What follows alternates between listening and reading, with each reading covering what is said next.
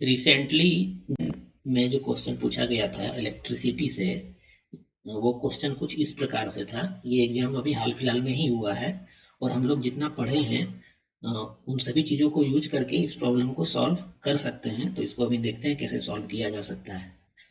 ठीक है, क्वेश्चन था find current in the circuit jockey is eight middle point on 1 ohm resistor. और ये इस प्रकार से कुछ सर्किट डायग्राम था। ठीक है, यहाँ पे क्या है, ये जो सेल है वो 0.9 वोल्ट पोटेंशियल डिफरेंस का है और एक रेसिस्टर 1 ओम का है, एक दूसरा रेसिस्टर 2 ओम का है। ठीक है, और ये जॉकी जो है, जॉकी कहने का मतलब है कि ये मूव कर सकता है इजिली और साथ में ये इससे कनेक्ट भी है। इसको मूव अगर हम करेंगे फिर भी ये कनेक्शन ब्रेक नहीं होगा। और इस जॉकी के बारे में बोला गया है प्रॉब्लम में कि ये एग्जैक्टली मिडिल पॉइंट पे है इस 1 ओम रेसिस्टर के। ठीक है, तो हम लोग क्या देखे हैं कि resistance is directly proportional to length of the conductor या लेंथ ऑफ द रेसिस्टर, जो आप बोलना चाहें। ये चीज देखें तो हम इसको सेपरेट करके बना सकते हैं क्या? हाँ, बना सकते हैं। इसको अगर हम इसी डायग्राम को अगर सेपरेट करके बनाएं तो ये सेल को यहाँ रखते हैं और जॉकी क्योंकि मिडिल में है तो हम इस रेसिस्टर को 2 रेसिस्टर में डिवाइड कर देते हैं। ठीक है, 2 रेसिस्टर में डिवाइड कर दिए और जो ये 2 ओम का रेसिस्टर था वो जैसा था वैसा ही उसको रहने दिए और इसको यहाँ से कनेक्ट कर दिए।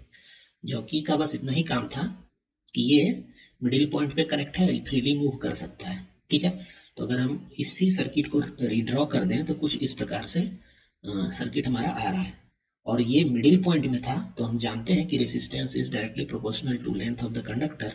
तो इस रेसिस्टर का जो रेसिस्टेंस होगा वो हो जाएगा 1/2 ओम, क्योंकि मिडिल पॉइंट पे था, और इसका भी हो जाएगा 1/2 ओम। ठीक है, इस दोनों रेसिस्टर का वैल्यू 1/2 ओम हो जाएगा और ये 2 ओम पहले से था ही।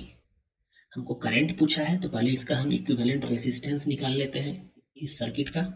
तो ये दोनों जो रेसिस्टर है, ये 1/2 ओम और 2 ओम, ये दोनों पैरेलली कनेक्ट है और इसका इक्विवेलेंट रेसिस्टेंस क्या आएगा मेरे पास?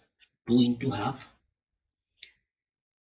जितना हम लोग पढ़े हैं उसी का यूज करके हम इसको सॉल्व कर रहे हैं। ठीक है, तो ये 2 इंटू हाफ आ गया और नीचे में 2 प्लस हाफ आएगा। इस पैरेलल कॉम्बिनेशन का जो इक्विवेलेंट रेजिस्टेंस आएगा वो इतना आएगा। ठीक है, इसको अगर हम सॉल्व करें तो कितना आ रहा है? 1/5 आ रहा है और ऊपर में मल्टीप्लाई 2 होगा, मतलब 2.5 आ रहा है। ठीक है, इसको ऐसे लिख लेते हैं। क्या आ रहा है ये? 1/5/2 आ रहा है ना। ठीक है, इसको और हम रीअरेंज करके लिखना चाहें तो 2/5 ओम आया इस पैरेलल कॉम्बिनेशन का। ठीक है, अब फिर इसका जो इक्विवेलेंट होगा वो इस 1/2 ओम रेसिस्टर के साथ सीरीज में हो जाएगा। तब इक्विवेलेंट क्या मिलेगा हमको? ये 2/5 ओम, 2/5 ओम प्लस 1/2 ओम, यही मिलेगा हमको। क्योंकि ये सीरीज में है तो सिंपली ऐड कर रहे हैं हम। ये क्या मिल रहा है हमको? ये मिल रहा है हमको 10 यहाँ पे और 4 यहाँ पे और 5, मतलब 9/10 ओम मिल रहा है हमको। इसका इक्विवेलेंट रेसिस्टेंस इस पूरा सर्किट का 9/10 ओम मिल रहा है। ठीक है, और हमारे पास सेल का पोटेंशियल डिफरेंस दिया हुआ है 0.9 वोल्ट। तो ओम्स लॉ से V equal to I R जो हम लोग पढ़े हैं अभी तक, वहां से हम करंट इजीली फाइंड कर सकते हैं। I इक्वल टू क्या हो जाएगा? V/R हो जाएगा। V कितना है? 0.9 है और R कितना निकल के आया मेरा? 9/10 निकल के आया ओम। तो 9 हम नीचे लिख लेते हैं, 10 ऊपर लिख देते हैं। ठीक है, ये निकल के आ रहा है 1 एम्पियर, मतलब इस सर्किट में 1 एम्पियर का करंट फ्लो करेगा।